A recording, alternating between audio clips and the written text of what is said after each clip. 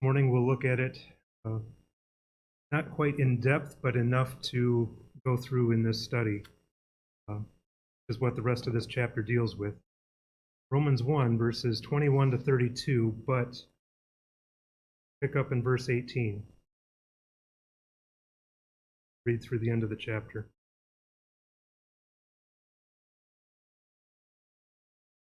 Romans 1, verse 18, through the end of the chapter. For the wrath of God is revealed from heaven against all ungodliness and unrighteousness of men who suppress the truth in unrighteousness, because what may be known of God is manifest in them, for God has shown it to them. For since the creation of the world, his invisible attributes are clearly seen, being understood by the things that are made, even his eternal power and Godhead, so that they are without excuse. Because although they knew God, they did not glorify him as God, nor were thankful, but became futile in their thoughts, and their foolish hearts were darkened. Professing to be wise, they became fools, and changed the glory of the incorruptible God into an image made like corruptible man, and birds and four-footed animals, and creeping things. Therefore God also gave them up to uncleanness in the lusts of their hearts, to dishonor their bodies among themselves, who exchanged the truth of God for the lie, and worshipped and served the creature rather than the Creator, who is blessed forever. Amen. For this reason God gave them up to vile passions, for even their women exchanged the natural use for what is against nature. Likewise also the men, leaving the natural use of the woman, burned in their lust for one another, men with men committing what is shameful, and receiving in themselves the penalty of their error which was due. And even as they did not like to retain God in their knowledge, God gave them over to a debased mind, to do those things which are not fitting, being filled with all unrighteousness, sexual immorality, wickedness, covetousness, maliciousness, full of envy, murder, strife, deceit, evil-mindedness. They are whisperers, backbiters, haters of God, violent, proud, boasters, inventors of evil things, disobedient to parents, undiscerning, untrustworthy, unloving, unforgiving, unmerciful, who knowing the righteous judgment of God, that those who practice such things are deserving of death, not only do the same, but also approve of those. We know this text well because we've gone here many times, and we will continue to because it continues to apply.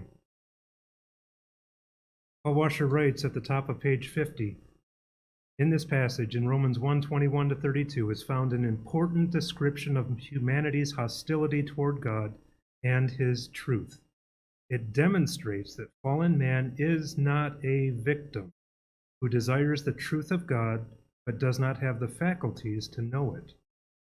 Rather, he is a hater of the truth who does not want to know it.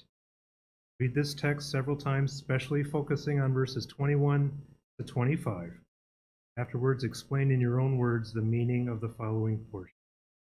Verse 21. For even though men knew God, they did not honor him as God or give. Any thoughts? These words.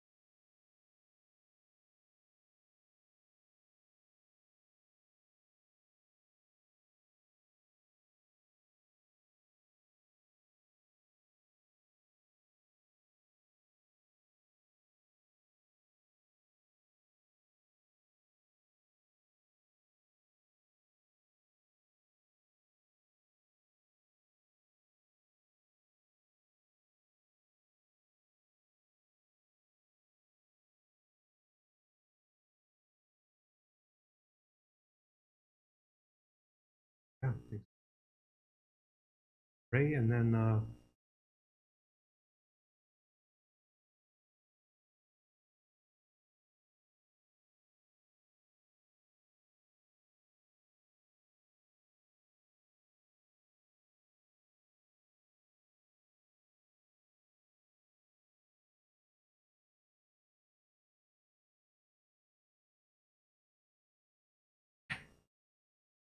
yeah, like you say, atheists have a problem with this one religion because this one religion claims there's one God. So like Pastor has said many times, Satan doesn't care what you believe as long as you don't believe truth. Right.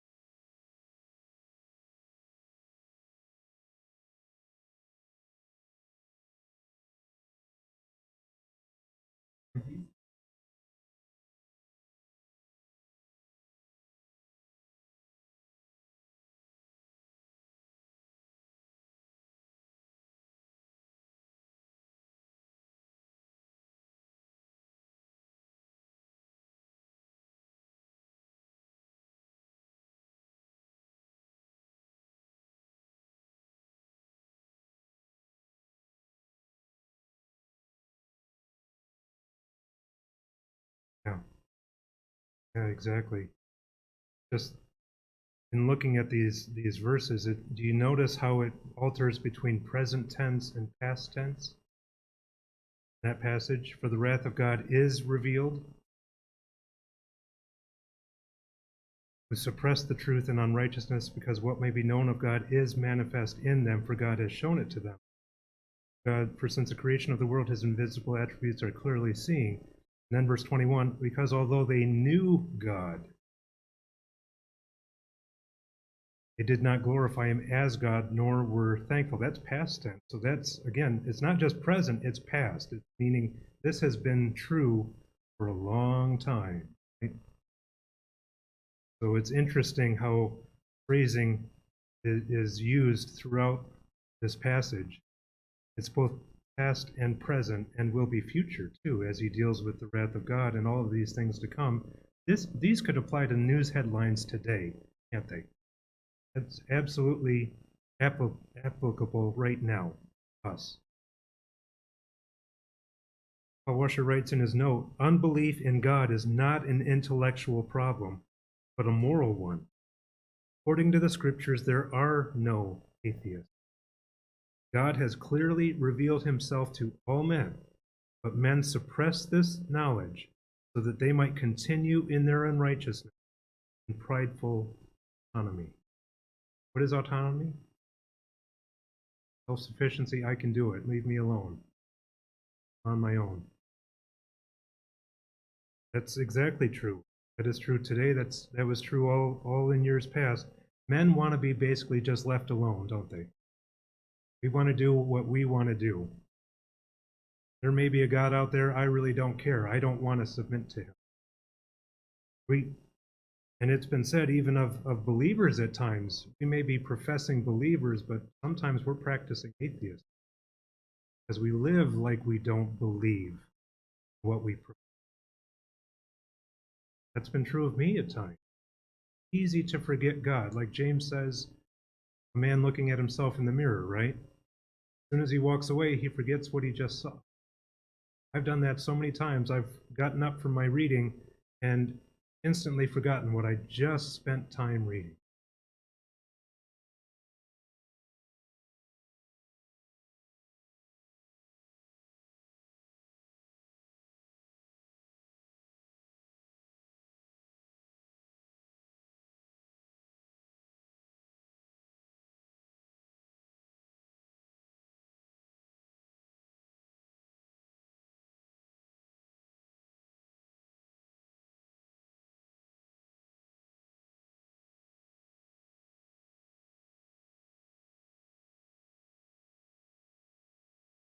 think it's both. I think there's many applications to prove that if they're truly honest with themselves, they know there's a God, because the text says God has made himself manifest. You don't even say God has made it obvious there is a God. Look around you, right? Look at creation. I've even said, look in the mirror. The fact that you are alive and breathing is proof that there's a God. We didn't just come by some cosmic accident. We didn't get put together by some primeval, just started to grow, appendages and come out of the slime. That's what science classes teach, right?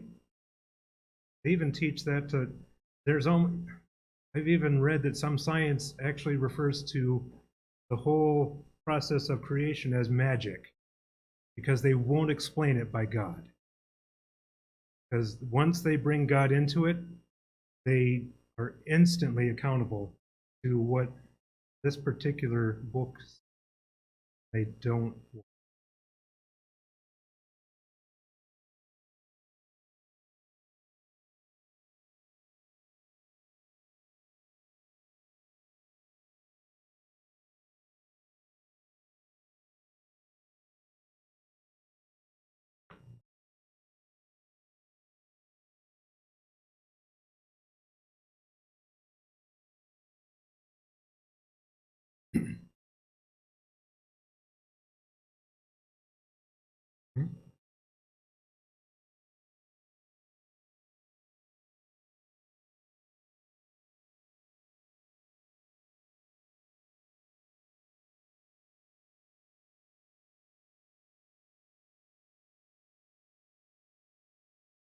But, yeah, well, you've seen how much a shift there has been even just in our lifetime of science.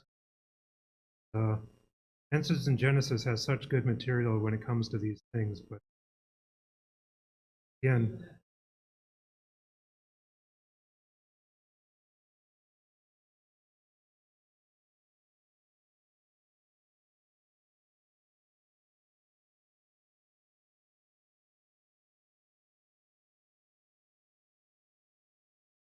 well, it's interesting when they say they don't accept absolutes and yet they say there is no God.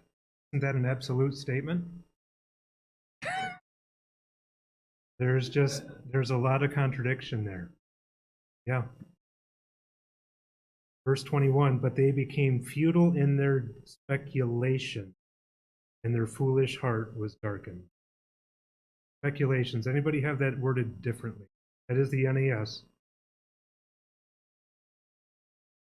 I have, in my New King James, they became futile in their thoughts, and their foolish hearts were darkened. Futile in their thoughts. Does that sound like productivity? No. Sounds like wasted. It's in vain. Everything they think, everything they promote or propone is vain, is worthless. It amounts to nothing when compared with the truth.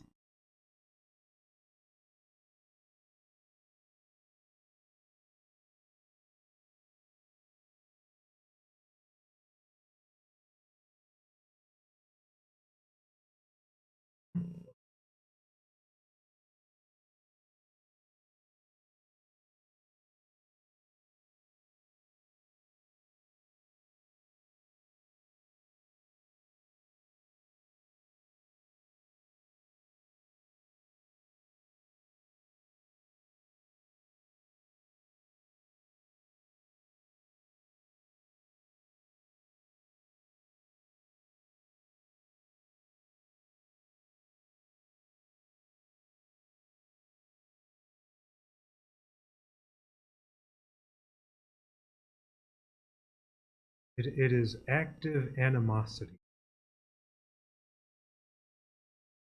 God that they know exists, but they, with all their being, deny.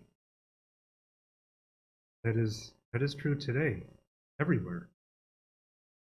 But I saw this clip of a of a group of young men trying to preach to a crowd of atheists at an atheist convention. I don't know when it was. It was in the last several years. There were hundreds of them, if not thousands, of atheists at this. And he's got a microphone and trying to preach, and they're drowning him out with chants of BS. They're just chanting that back to him. And he, because of his love for them and love for God, is still trying to, obviously that those chants came to an end, but the fact that you would be willing to try stand in that type of a fiery form, preach the gospel. That's hostility. That's hostility. I don't think they were physically threatened, at least from what the video showed. But when you've got that kind of a mob mentality, again, it's a mocking that goes on. But there's people who are very active animosity toward believers, toward these. That's what we face every day. The good news has such bad news weaved into it. That is all part of the gospel in this whole section. I'm not ashamed of the gospel of Christ, right? It is the power of God to salvation for everyone who believes. And then he goes into this section of bad news. Bottom of the page note says, having rejected the knowledge of God, unbelieving humanity begins its descent, intellectual and moral. Interesting picture. How we've just been saying atheism, or man thinks he's rising higher. God says going lower. What is the natural progression of these things? Toward God or away from God? Away from God. God gave them over, right? That's what this passage goes on to say. Verse 22 says, professing to be wise, they became fools. You hear that a lot in these circles, atheistic circles, or just humanistic circles. There's a lot of quote-unquote wisdom there, isn't there? According to man. They're very educated. They've got the degrees. They've got they're writing books. I mean, you've heard the names Richard Dawkins, Christopher Hitchens. There were Christians who were praying heavily for him before he died. To my knowledge, he still rejected, Christopher Hitchens rejected God even to his dying breath, even though he acknowledged that he knew people were loving him from what they believed.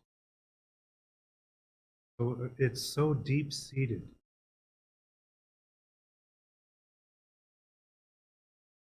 Yeah.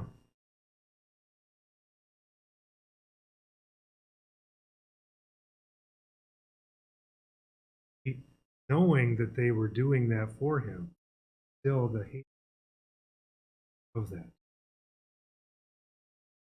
Exactly. Exactly.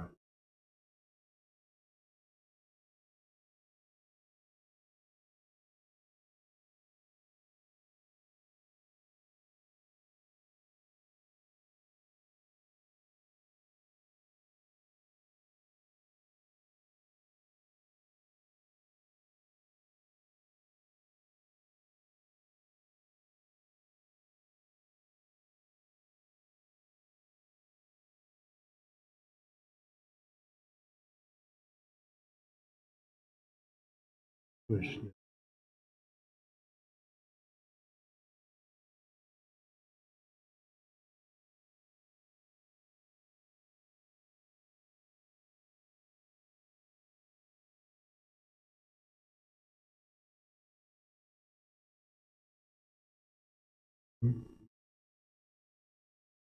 Exactly.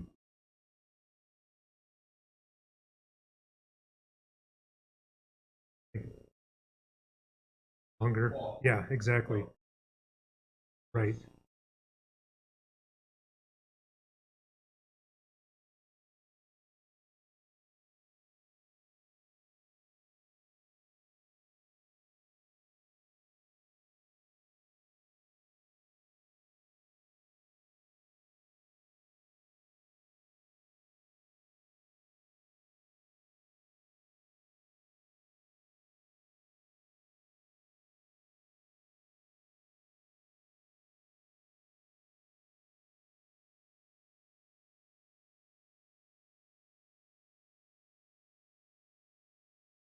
Again, going back to the garden that we've talked about before, what was Satan's question to Eve? Did God really say? There's so much evil in that statement. Yeah, Eric.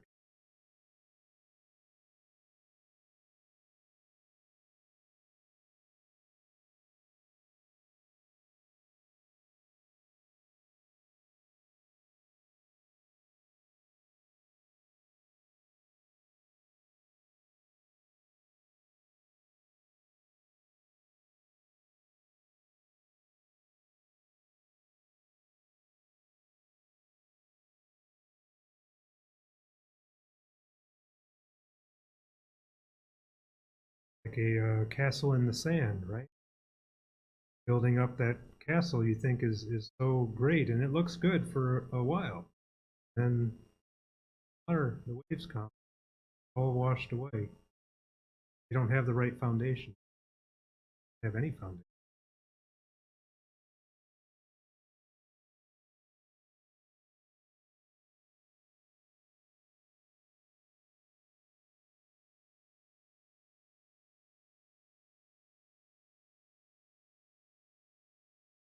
I've wondered that too, and maybe you have too. Wondered how the unredeemed in eternal punishment, hell, think regarding just life. I've heard Paul Washer say in his message, one of his messages, he was quoting probably however old a quote, door to hell is locked from the inside. Ever heard that quote?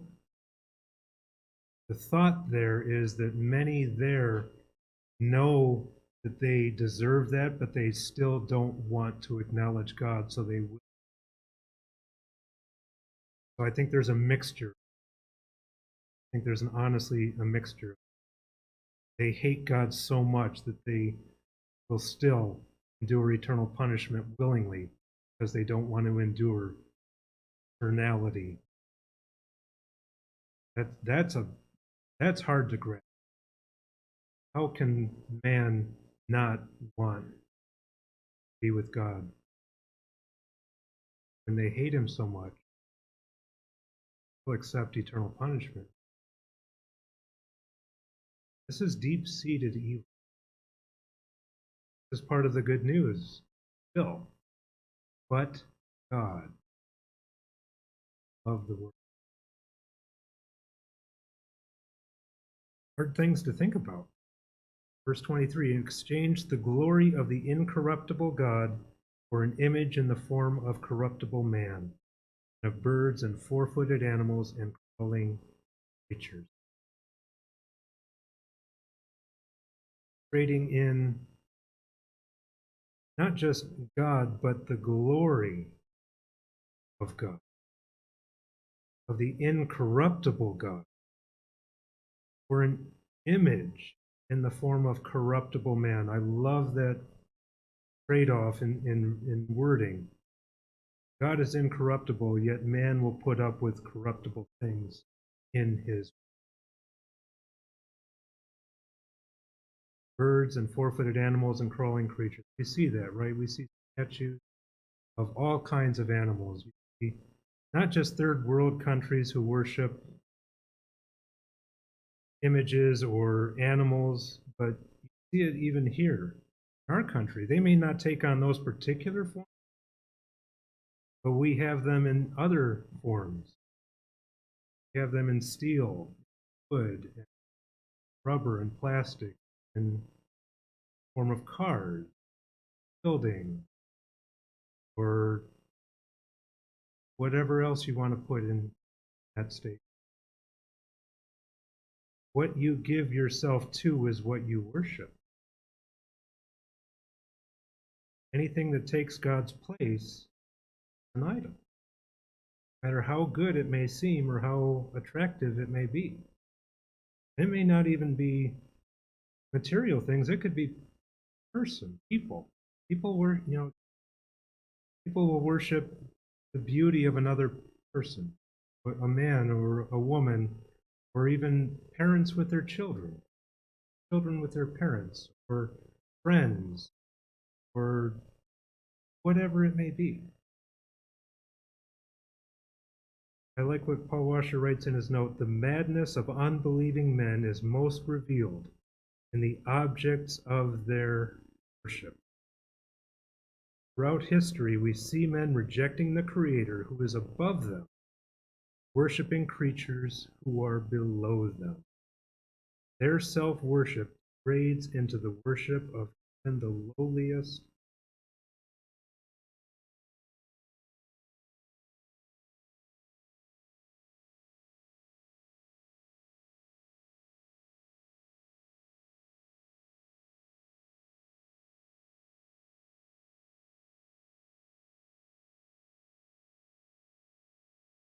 Oh,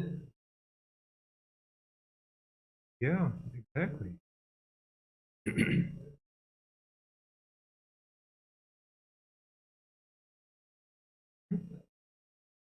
Yeah, I mean that's true of even humanism in a sense. I mean, because as many people as there are, that's as many gods as there, because people are worshiping whatever they feel is.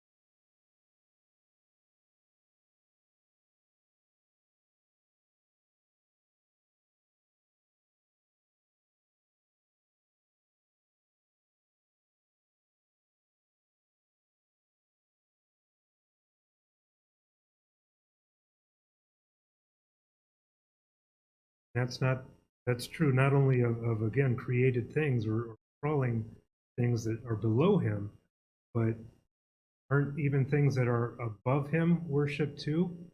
Like the stars, the planets, the sun, the moon. Peoples in previous cultures over generations worshipped those things. Yeah, exactly. Yeah, exactly. They're worshiping still a created thing, not the one who created. Right, and then Pastor.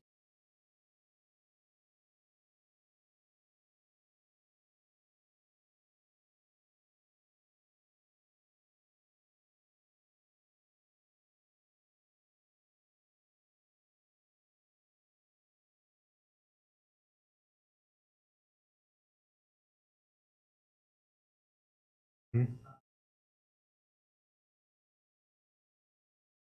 Exactly. Just the subtle changes of doctrine. Not even subtle at times. That's blatant, really.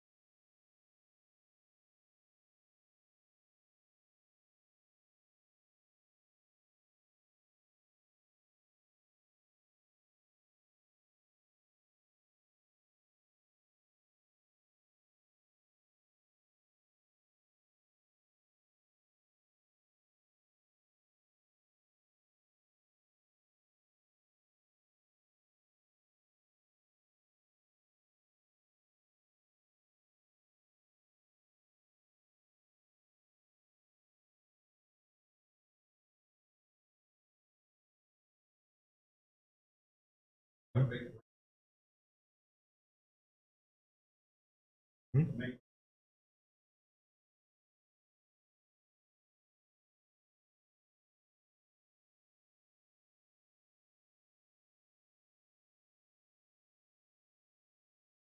Exactly.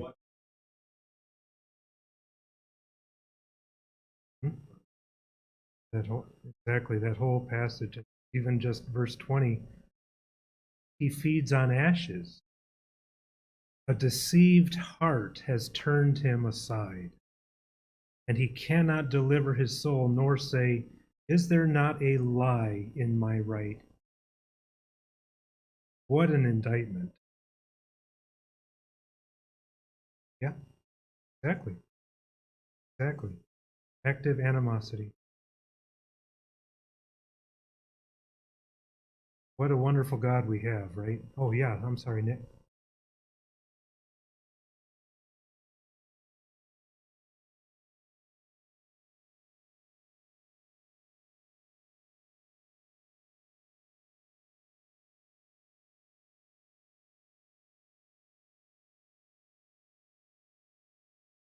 Mm-hmm.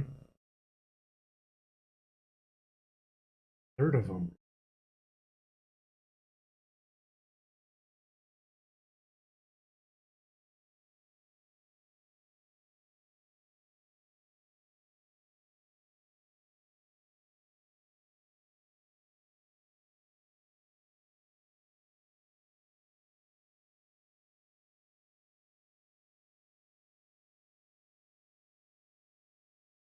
Angels were not sent to save. Angels who rebelled cannot. They were not sent only to men. Jerry, and then we'll have.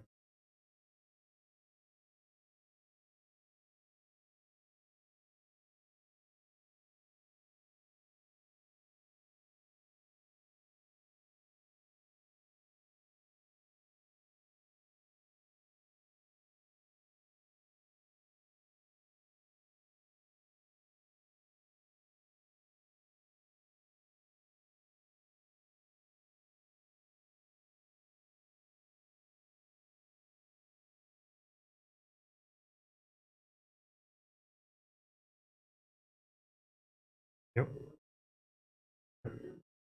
exactly. Again, to the unknown God, right? They made an altar to the unknown God. And Paul says, therefore, the one whom you worship without knowing, him I proclaim to you. Acts 17. That is, we have such good news in the midst of such bad news. We have to know that so that we can. Let's close in prayer. Father in heaven, thank you for this time together around your word with your precious people. Thank you for these hard truths, Lord, that are still hard even for us at times. But may you continue to work in our hearts that we may work good things according to your Holy Spirit in those around us. We may be examples and representatives of you to a hateful, hurting world. May you bring honor and glory to yourself through all these things. Thanking